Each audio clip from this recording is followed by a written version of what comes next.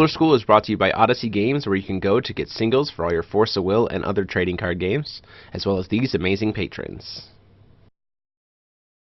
Extra special thanks to guest lecturer patron Ryan Lilly. Thank you for your support. Enjoy the video. Hey guys, what's going on? It's Paul, and today I'm bringing you a blue-white Brunhild machines list that I was piloting a couple weeks ago for the channel. This is one of those lists that I thought was really cool on stream, being piloted by Mike Nolan in GP Minnesota. It was a really cool list, and I just wanted to get a chance to pilot it myself with a couple of changes that I saw I could make. This list looked super fun, so I definitely wanted to pilot it on the channel for you guys, and here is the list itself. So of course we have Brunhild, and the Brunhild, the Caller of Spirit. She flips into a Divinity 10 flying 12/12 J ruler that enters and brings back any resonator you want from the graveyard. It doesn't have to have a specific level, it just brings something back, which is really good. This card is phenomenal. I love running Brunhild, and she gets access to some really good stuff. And the fact that she has flying on her flip side is really relevant because we're playing the Kingdom of Diversity Light Palace. So resonators will get a +1/+1 depending on all the different races that are on the field. Races of resonators specifically, so Brunhild will not count toward that. But then resonators will gain symbol skills based on what your J ruler has, and those are these are specifically the symbol skills on this card. So you're going to be able to give a lot of different symbol skills to your resonators with optional possession and stuff like that. So it's really good to have her have flying, because then all of your resonators will have flying when she flips. And that's really solid. This card is really good. I really wish we could see this a little bit more, but the color is a little wonky. In this deck, though, it makes a lot of sense because it's blue and white. So going into the 1-drop resonators, we have Angel of Hope. It deals damage, you get +1/+1 counters, which is relevant in this deck, all things considered, because you can remove those for Lancelot. And then if it flips with a +1/+1 counter on it, it just gets a buff. And then on top of that, it's got drain, so you get to have a bunch of life coming back at you. That drain gets stronger with every +1/+1 counter. And then on top of that, when it flips and inverts, it destroys resonators if it has that +1/+1 counter on it. So it's actually decent to have in the deck. And then of course you have Vivian the Mechanical Fairy, Guinevere, and Lancelot to round out the machine package. All the machines are based around +1/+1 counters, and if you get enough +1/+1 counters onto the field, Lancelot can board wipe, which is really nice. And then of course we have Rebellious Soul Ayu, which has a lot of different races attached to her, but she also gets to steal one of your opponent's cost 1 resonators. Not 1 or less. You don't get to steal inverted cards, but you do get to steal things like Jesus Statue, or their Vivian, or their Angel of Hope, or I'm trying to think of other 1-drops that are relevant right now.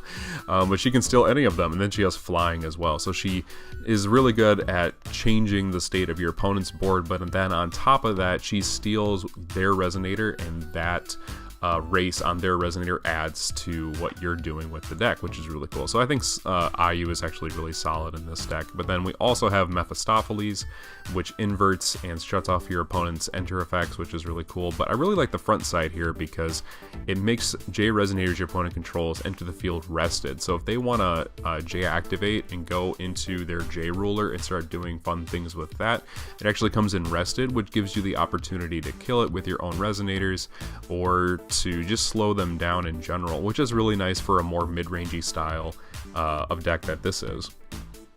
And then we have Misty Dragon Spirit, which is one of the best water resonators ever printed in my opinion, because it simply right now will stop decks from doing anything and will put a lot of pressure on those decks to answer it without a lot of answers. So Misty Dragon Spirit is very good. It's also got flying and can be removed from the game, which is really good. And then of course if you're running Guinevere, you might as well run at least one Camelot, so that way you can start destroying your opponent's resonators. And then you have a 12/12 flyer on the field, which is really cool. If we're going to the chance now, we have Blade of Faith, which is one of the main reasons we play Brunhild besides her own powerful effects. Blade of Faith is a really strong master rune that you can mainboard. Then you have Protection of the Angels, which is one of the best white spells printed in this cluster, I think. A +8/+8 with Barrier that can't be chased is really, really good. Optional Possession is just something that I like to use, especially with Diversity Kingdom, because then it gives your J-Ruler symbol skills that you can use to wipe your opponent's board, or in general just give them all flying if for some reason your J-Ruler has lost flying, or if you just need a way to sneak in a little bit of damage, or to get yourself out of a situation where your J-Ruler would die because of exact number scenarios. Optional Possession is really good, and it's a 1-drop. It's definitely not Charlotte's Water Transformation magic, but it's pretty decent for what it is.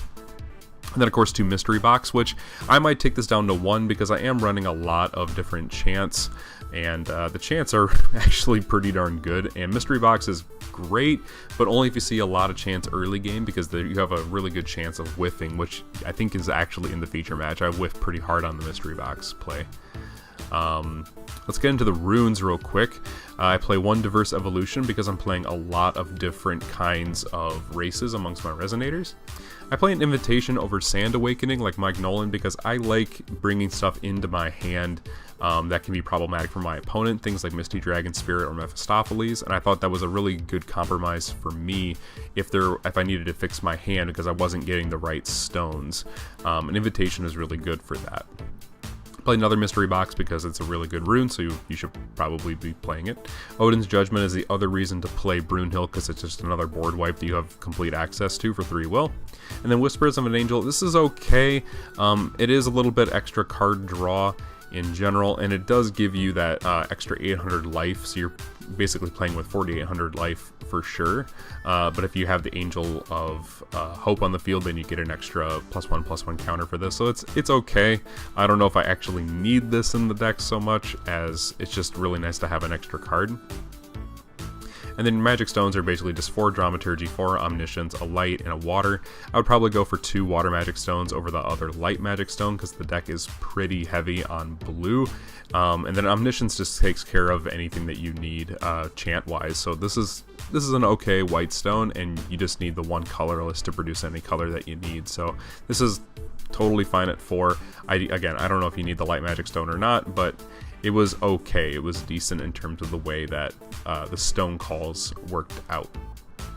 Now, this deck is notably a deck that is being piloted before Awakening of the Ancients, which we just saw this past week. It got released. So what would you do with this deck going forward if you wanted to play a list like this? Well, I thought of the idea of going more into blue and probably playing like 3 Omniscient Stones, and then going all in on Loki and the Return of God. Really good Master Rune, going into more Resonators, and then being able to just sort of get a whole ton of really good Resonators on the field very quickly with this Master Rune. And then of course we got Volley, so if you don't want to run Brunhild, this is a good substitute. It basically does 300 damage for every Resonator you have on the field to any J/Resonator your opponent controls, so it even kills J-Rulers, which is really nice.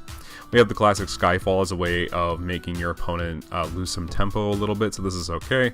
Erendite and Keys' Call for controlling the automatic abilities, and because you're playing as Loki and you're probably going to J-activate it as soon as you feel like it's safe, you'll be able to start destroying Resonators pretty easily, all for 2 will essentially, which is really nice.